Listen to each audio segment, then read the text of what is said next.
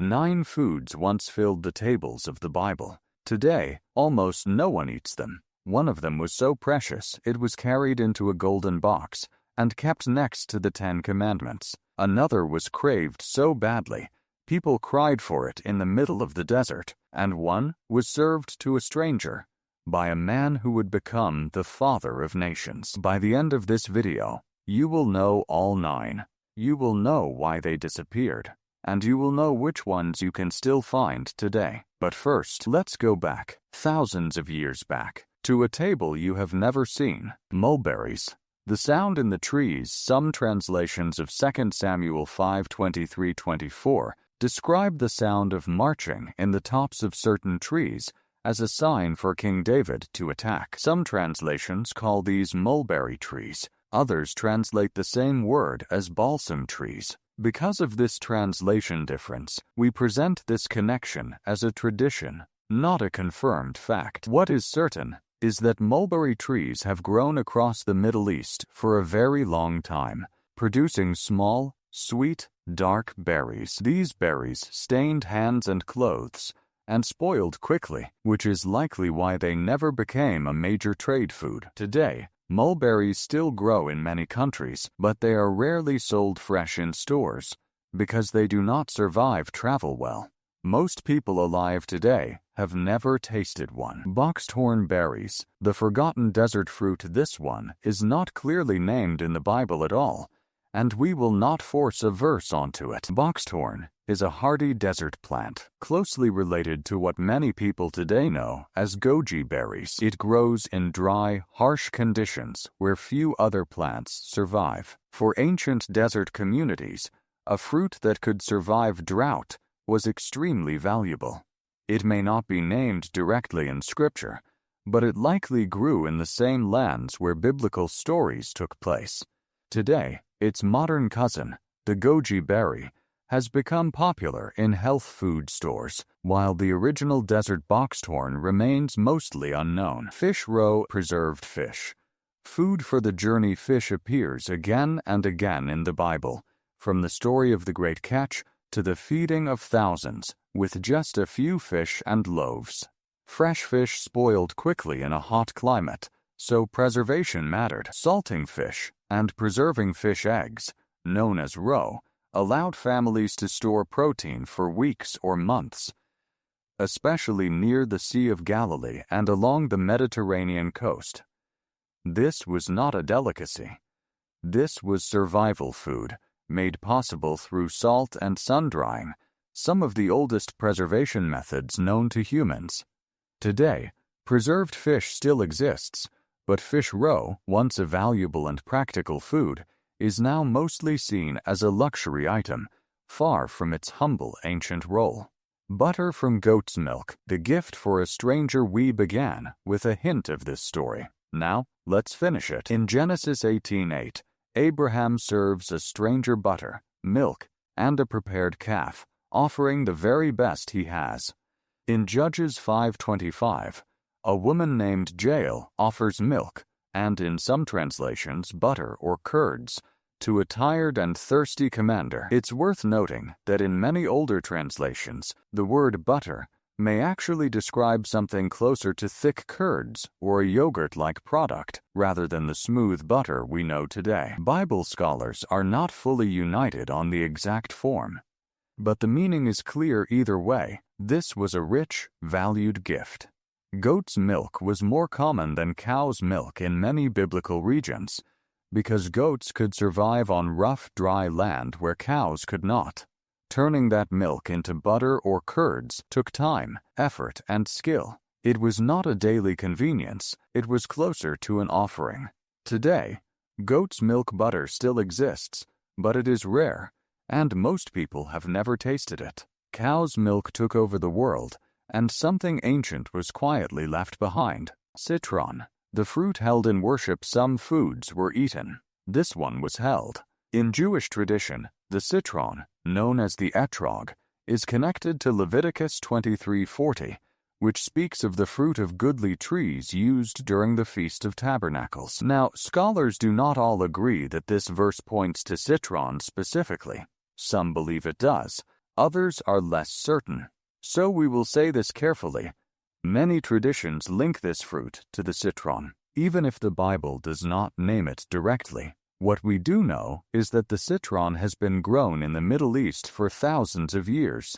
It looks like a lemon, but thicker, bumpier, and mostly peel, with very little juice inside. It was valued not just for taste, but for its smell and for what it represented, a full harvest and gratitude. Today, citron is mostly forgotten outside of religious tradition and a few candied fruit recipes, but back then, it may have been one of the most respected fruits on the table. Spelt bread, the bread of survival long before white bread, long before supermarkets.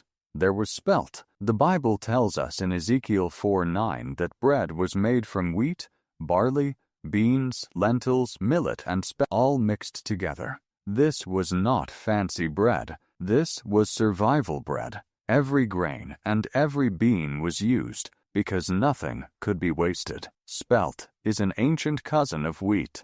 It has a tougher outer shell, which some researchers believe may help protect its nutrients better than modern wheat. Today, spelt is almost gone from our shelves. Most bread now comes from one type of wheat, grown for speed, not nutrition. But spelt never really disappeared. It just went quiet. And in the last few years, some health researchers have found new interest in it because of its fiber and mineral content. This was the first bread of the Bible, but it was not the only lost food waiting for us. Caperberries, a small fruit with a big question. Some translations of Ecclesiastes 12:5 mention something called the caperberry as a symbol of desire fading with old age. Other translations use different words here, so this reference is debated among scholars, and we mention it as a possibility, not a certainty. What is certain is that caper bushes have grown across the Mediterranean and the Middle East for thousands of years. The buds were picked before they opened and preserved in salt or vinegar. They were sharp, salty, and strong, a small bite that changed an entire dish. Today, capers still exist, but mostly in fancy restaurant sauces. Most people have forgotten they were once a common food in ancient homes, not a garnish for the wealthy. Jujube, the fruit without a clear name. Not every ancient food made it into the Bible by name. Jujube is one of them. Some historians believe jujube trees grew across the ancient Middle East and were eaten fresh or dried, similar to a small date.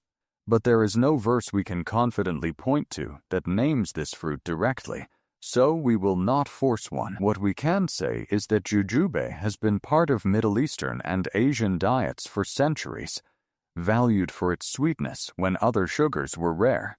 Today, jujube is nearly unknown outside of specific health food stores, even though it may have quietly fed ancient families for generations. If you're learning something new right now, this is the moment to hit subscribe. We are covering 9 lost biblical foods in this video, and we still have 4 more to go, including one food that may still be hiding in your own kitchen. Don't miss it. Subscribe now so you don't lose this video halfway through. Wild cucumbers. What the Israelites cried for. Picture this. Thousands of people walking through a desert. No fruit, no shade, just sand. And they remember one thing from their old life in Egypt. Numbers 11:5 tells us the Israelites cried out, remembering the fish, the cucumbers, the melons, the leeks, the onions, and the garlic they used to eat. Cucumbers in a desert. That is what they missed. These were not the cucumbers you find in a supermarket today. Wild cucumbers in ancient Egypt were smaller, tougher, and grew along the riverbanks of the Nile. They were cooling. They were hydrating. In a hot climate, that mattered more than taste. Today, wild cucumber varieties are rare. Most of what we eat now has been changed by centuries of farming, bred to be bigger and sweeter, but maybe less like the original plant at all. The people in the desert did not just miss cucumbers. They missed something deeper, a whole way of eating that felt lost to them. And that feeling of losing a food, it happened again and again throughout the Bible. 9 foods: spelt bread, wild cucumbers, citron, caper berries, jujube, mulberries, boxthorn berries, fish roe, and butter from goat's milk. Some of them fed the poor, some were offered to God, some were given to strangers as a sign of honor. All of them, in some way, have quietly disappeared from our modern tables. Maybe they were forgotten because life became faster. Maybe farming changed. Maybe we simply stopped needing to survive off the land the way they once did. But somewhere in these forgotten foods, there might still be something worth remembering. Not just about health, but about how people once lived, gave, and shared what little they had. If this journey back in time meant something to you, consider subscribing so we can keep uncovering the forgotten world of the Bible together.